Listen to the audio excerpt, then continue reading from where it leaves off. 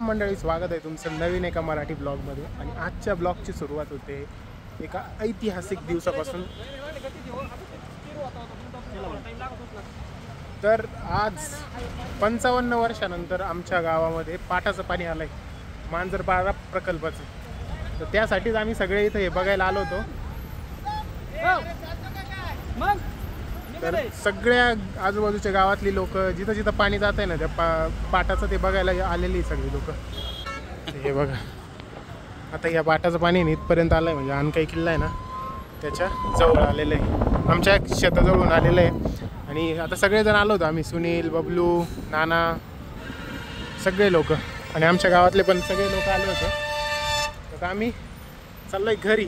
घरी आल्यावर प्रतिक्रिया दाखवतो सगळ्यांची.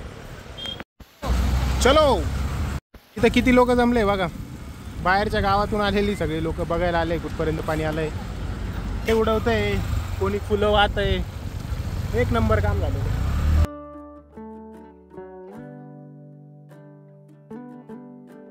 हा जो पाट आहे याने ना आमच्या गावाच्या आजूबाजूचे जे सगळे बंधारे ते भरवले जाणार आहे. त्यामुळं याचा खूप इम्पॉर्टन्स आहे. हा आमच्या शेतीजवळचा बंधारा आहे. हा बंधारा भरवला जाणार आहे ह्या पाण्याने.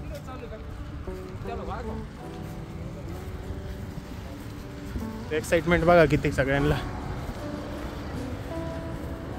पप्पा, वैभवचे पप्पा,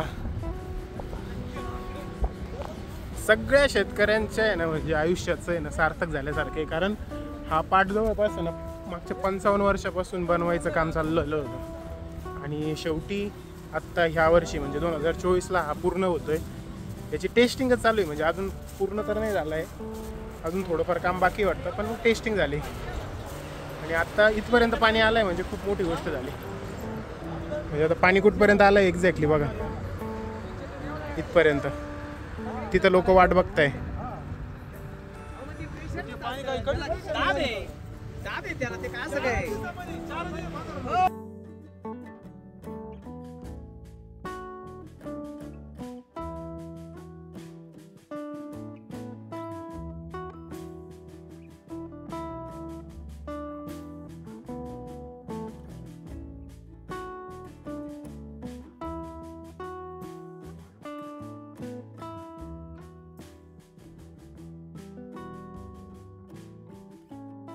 मग घरी पोहोचलो मस्त. आता सगळ्यांचा हाच विषय असणार आहे. आज पाटाला पाणी आलंय.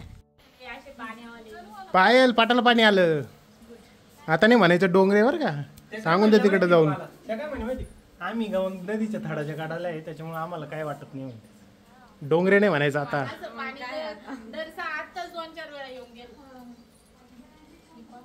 ह्या दोघी पण आहे ना गंगा काठच्या गावांतल्या मुली आहेत.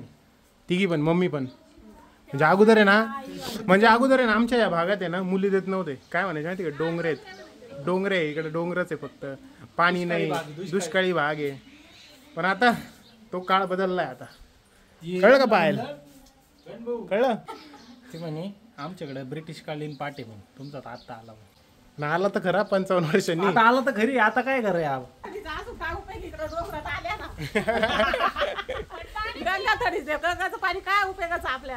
पाणी नव्हतं राहत उन्हाळ्यामध्ये ना. मग आमच्या घरचे काय करायचे, इकडं कोपरगाव मध्ये जाऊन गोदावरीच्या कडाला कोणाच तरी शेती घ्यायची, मग तिथं कांदे लावायचे. असं वाट्याने शेती करायची. अर्धे कांदे त्यांना, अर्धे आपल्याला, सगळी मेहनत आपली.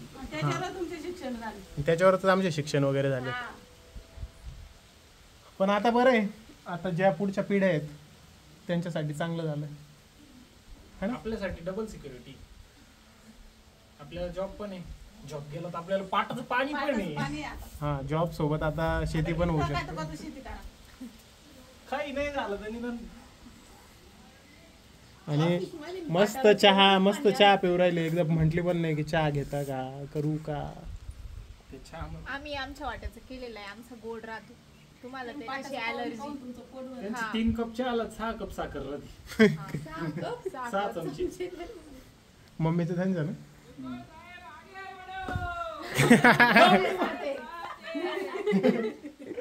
परत एकदा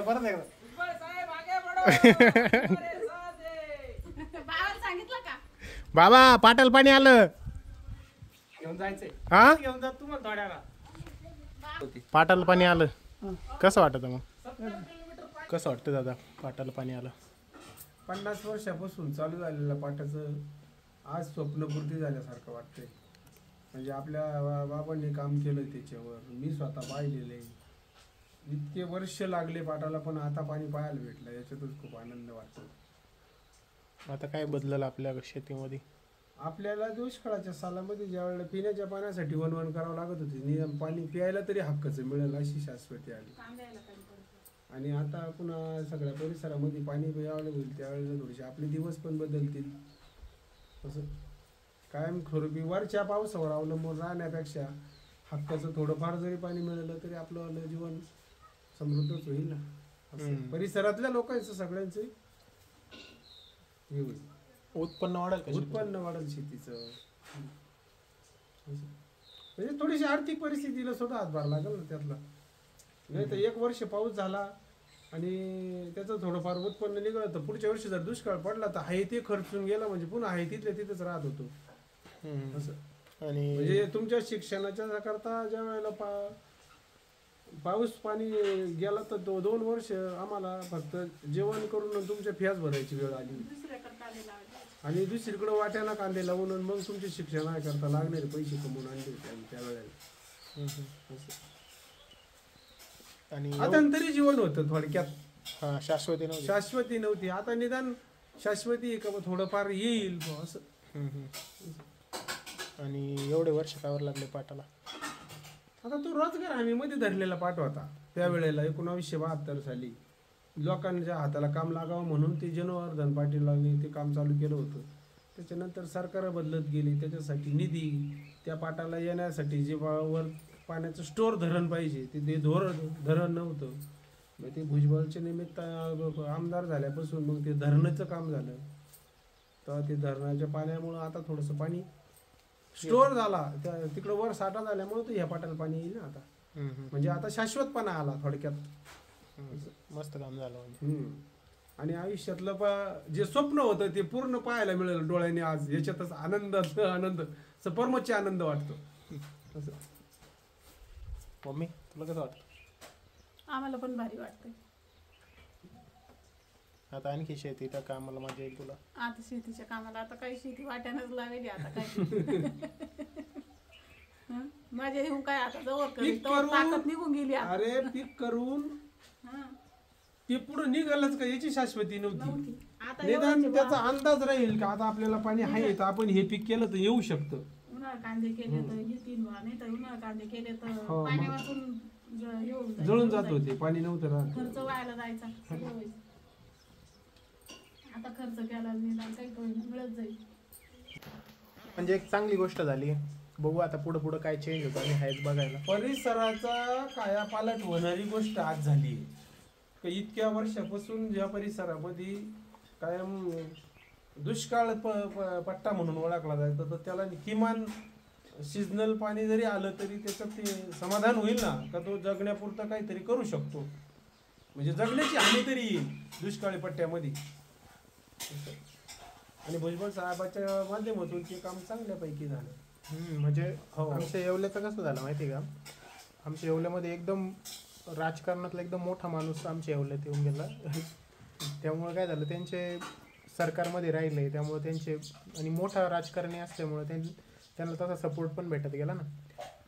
तर त्यामुळं लवकर कामं झाले थोडे. वजनदार माणसामुळं मोठ्या कामाला गती मिळाली. हा म्हणजे अगोदरपासूनच सुरू होतं. बऱ्याच राजकीय नेत्यांनी त्याच्यासाठी पाठपुरावा केलाच होता. पण जो मोठा धक्का बसला ना त्या प्रोजेक्टच्या गतीला तो आय थिंक छगन भुजबळ यांमुळे बसला. कारण ते आता छगन भुजबळ म्हणजे महाराष्ट्रातलंही मोठं नाव आहे ना. आणि त्यांची पावर पण तेवढी थोडीशी जास्तच आहे आणि सत्यात सहभागी असलेले नेतृत्व आहे ते. हा त्यामुळे ते लवकर काम होत गेले. म्हणजे की चांगली गोष्ट आहे. म्हणजे तरी पण किती वर्ष लागून गेले लवकर. 19 वर्ष 20 वर्ष लागले त्यांना सुद्धा 20 वर्ष लागले एवढा मोठा नेता असून. नाही पाटाची परिस्थिती अशी होती का त्याच्यासाठी मूळ धरण बांधलं त्यांनी ना. मांजरपाडा प्रकल्पासारखा प्रकल्प येवल्यासाठी आरक्षित केला. मग त्याच्यावर ते काम झालं. पुन्हा पाटाला पर्क्युलेशनचं जे जादा पर्क्युलेशन होत होतं, तर त्याच्याकरता अस्थिरीकरणाचं 3 वर्षापासूनच मंजुऱ्या वगैरे या सगळ्यामध्ये वेळच गेला ना असं.